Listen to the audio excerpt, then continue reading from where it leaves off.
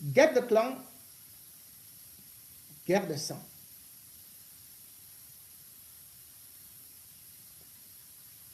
Et finalement, si c'était quelqu'un qui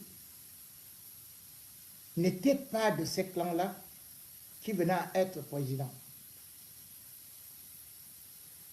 ce qui vient de se passer au Sénégal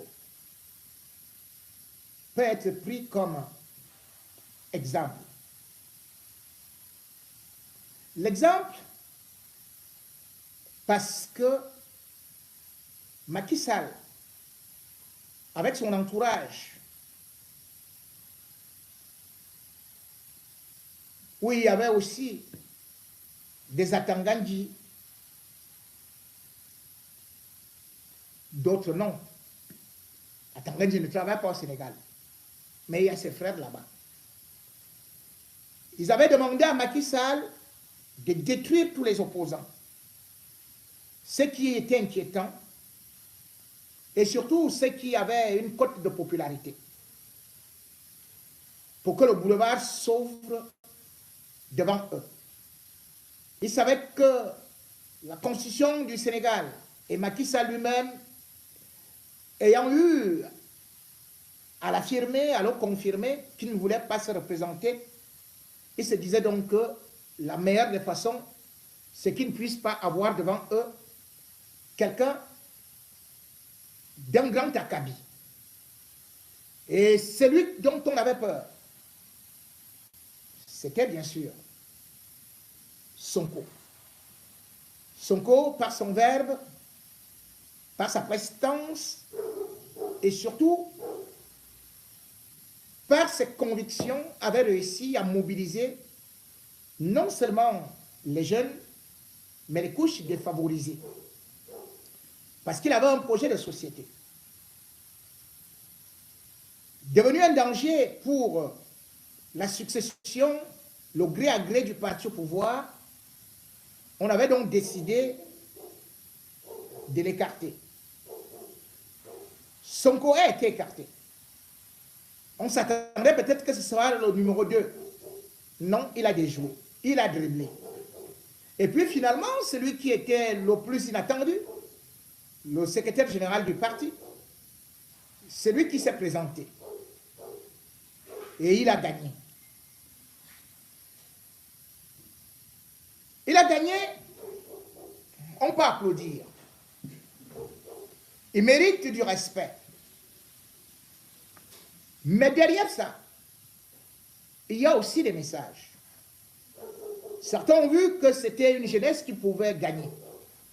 Mais il ne suffit pas d'être jeune pour être compétent. Il ne suffit pas d'être jeune pour être honnête, pour être intègre. La preuve, Paul Biya est arrivé au pouvoir étant jeune, tout comme Ali Bongo, tout comme même Omar Bongo lui-même, tout comme Faure Gnassingbé qui aujourd'hui dit que ce sont les députés qu'il va choisir qui doivent le voter.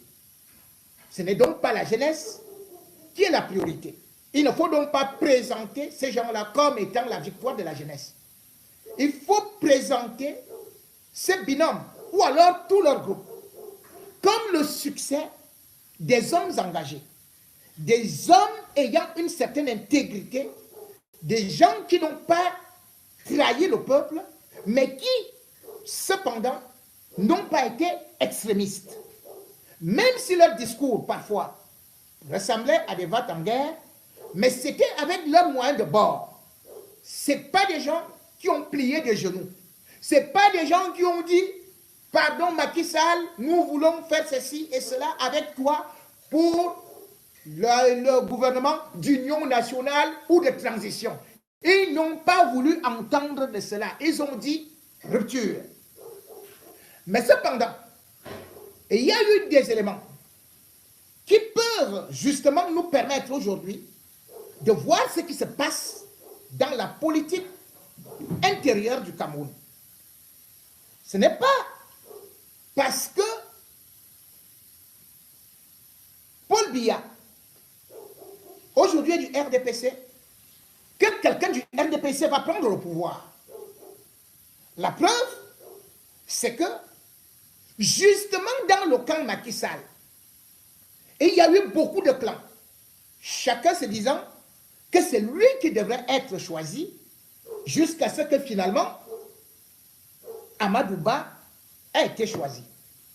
Quand vous regardez le Cameroun aujourd'hui, eh bien tous les clans se déchirent autour de Paul Biya, regardant et conscient qu'aujourd'hui, à 91 ans, il ne peut plus tenir longtemps et que leur temps va arriver.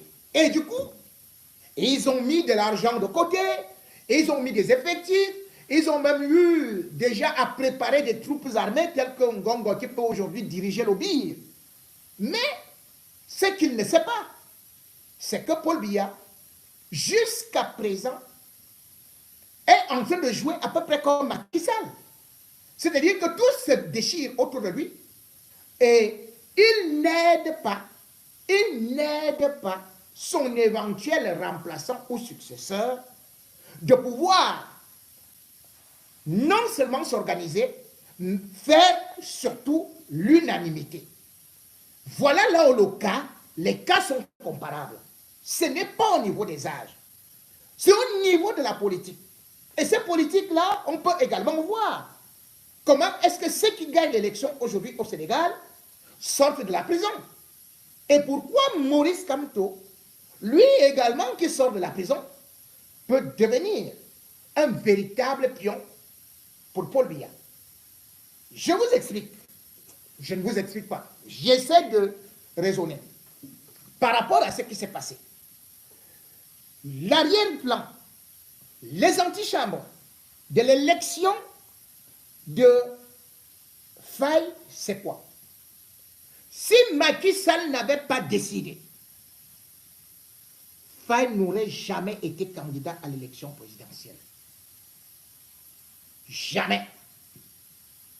Cela veut donc dire que Macky Sall a joué pour Faye et même pour Sonko. Faye a été condamné. Sonko a été condamné. Imaginez au Cameroun,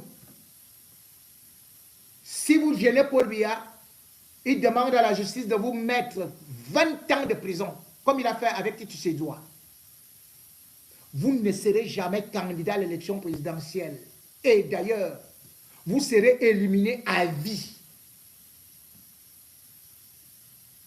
Mais qu'est-ce que Macky Sall a fait? Macky Sall a joué, et pas parce qu'il voulait. C'est parce que aussi ses mentors ont vu qu'il ne pouvait pas gagner. Enfin, que son poulet ne pouvait pas gagner. Et ses mentors ne voulaient pas perdre le Sénégal. Et ses mentors, c'est d'abord qui? C'est la France. Ce sont les Occidentaux. Macky Sall allait mettre la France dans un coup sale. Imaginez par exemple que ni Sonko, ni Faye ne soient présents à l'élection présidentielle et que Macky Sall ait décidé de laisser un de ses pions ou encore un pion complètement ouvert pour la France. Qu'est-ce qui devait se passer?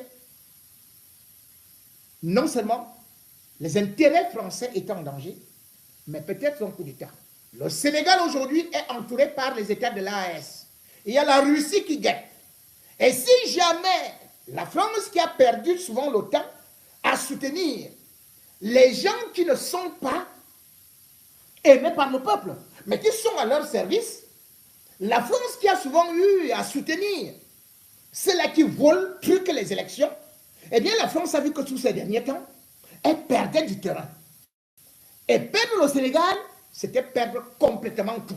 Parce qu'aujourd'hui, la France est le premier partenaire économique du Sénégal et agit presque en quasi-exclusivité dans le domaine de l'énergie, dans le domaine des travaux et dans d'autres choses qui sont très importantes pour elle.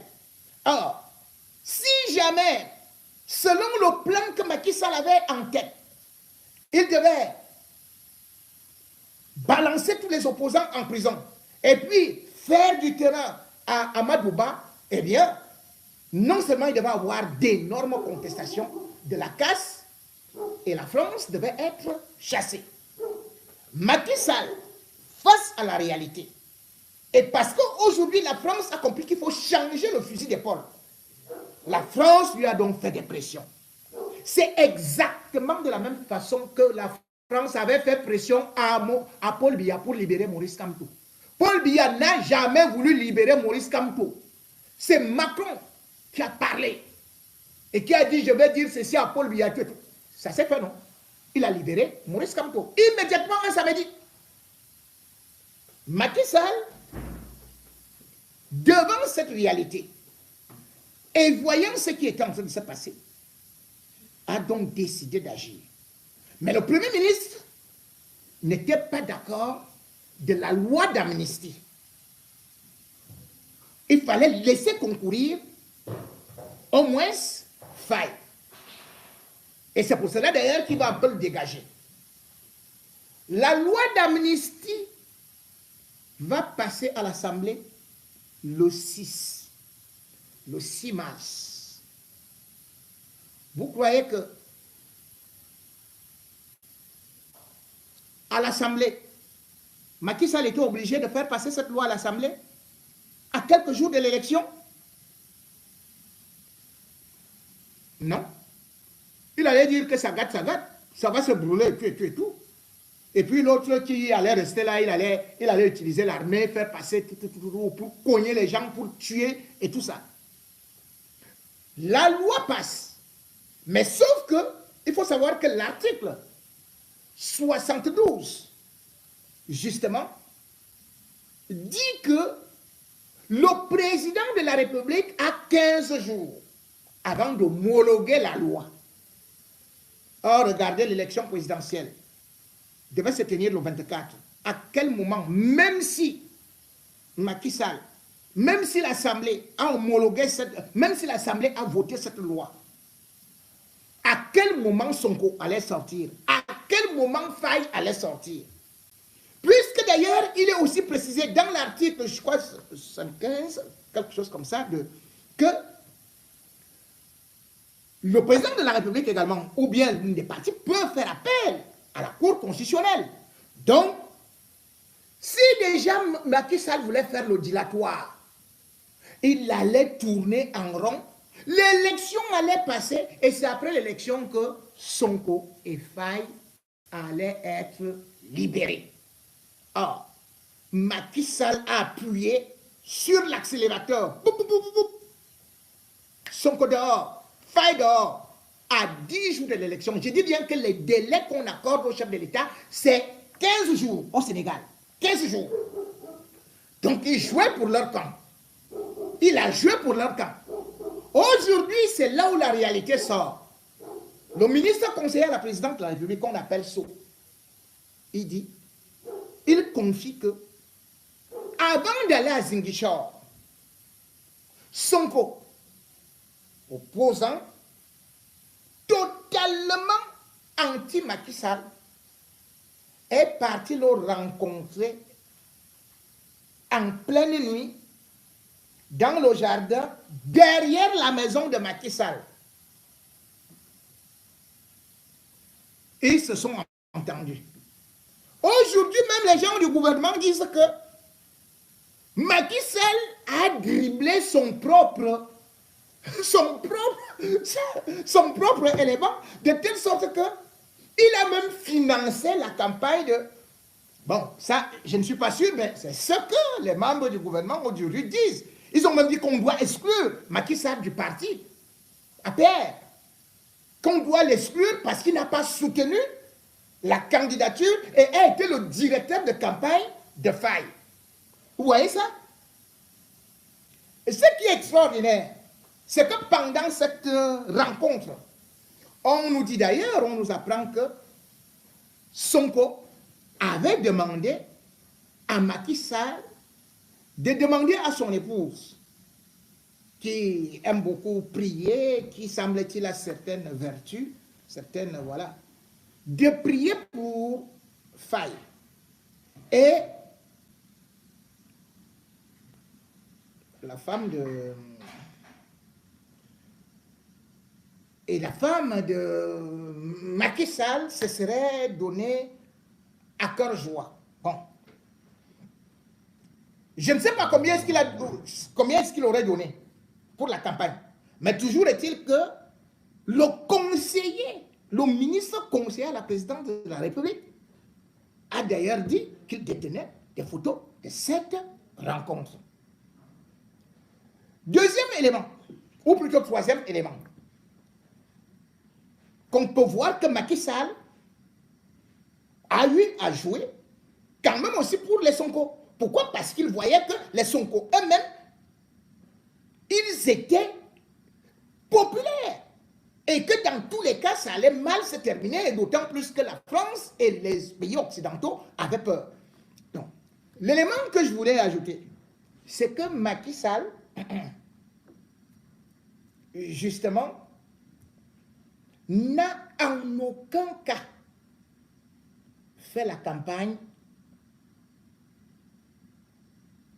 sur le terrain pour son successeur, Amadou Ba.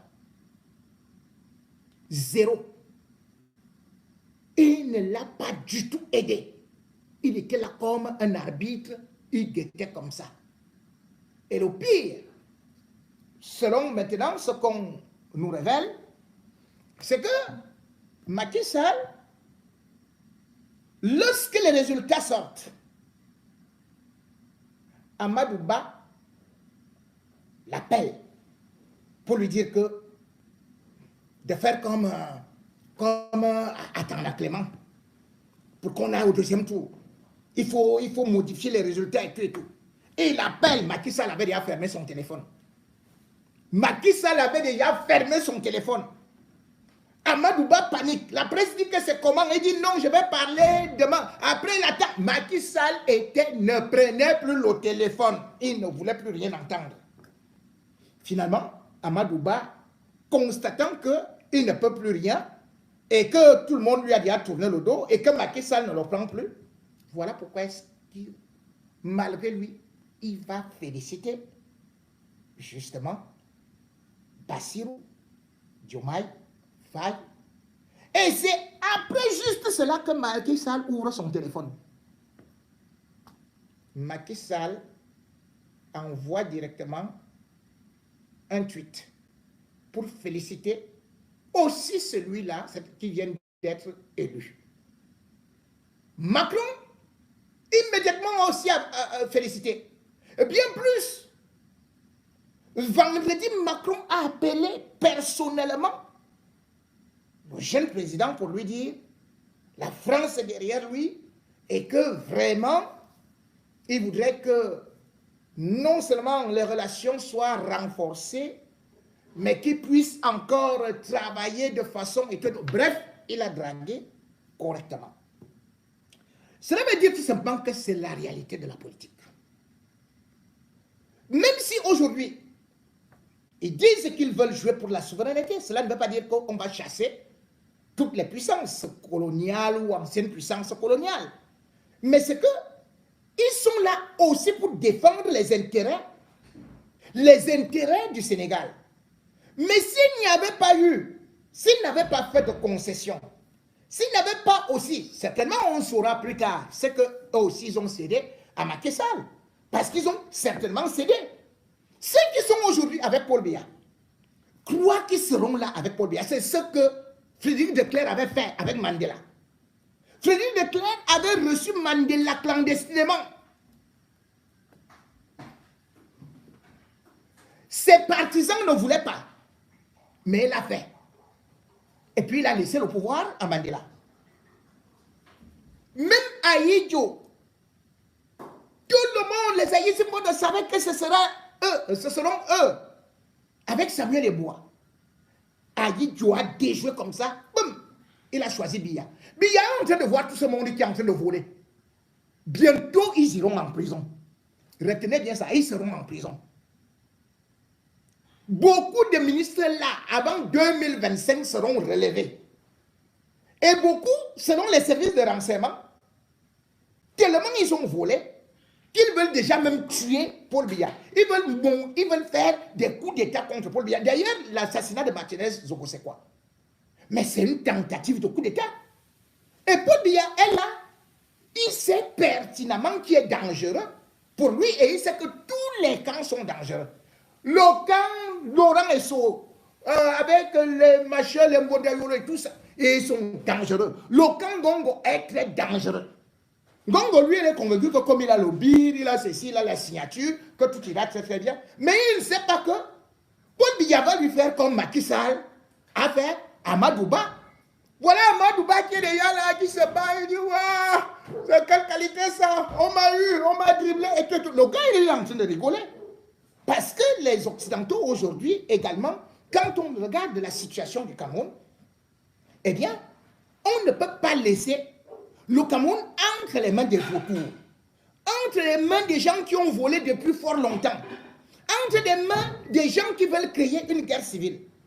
Il faut que le Cameroun soit entre les mains de quelqu'un qui non seulement peut avoir le courage de travailler avec les autres pays étrangers, parce que c'est comme ça qu'on doit travailler avec des pays étrangers, s'occuper aussi de la réconciliation. Amadou Ba, ce n'était pas pour la réconciliation, c'était pour une succession de vengeances. Et encore que Macky Sall lui-même a découvert derrière que Amadou Ba qui disait que le seul problème que j'ai avec Macky Sall, c'est qu'il n'y a aucun problème. Il avait constaté que lui-même, il avait déjà aussi son réseau, qu'il avait déjà aussi son clan, que les autres avaient déjà aussi leur clan. Dans ce cas, il s'est dit, mais pourquoi ne pas donner ça par rapport à ce que mes partenaires me disent, de laisser à ceux qui sont aimés par le peuple, à ceux-là qui peuvent me garantir la liberté, beaucoup plus tard.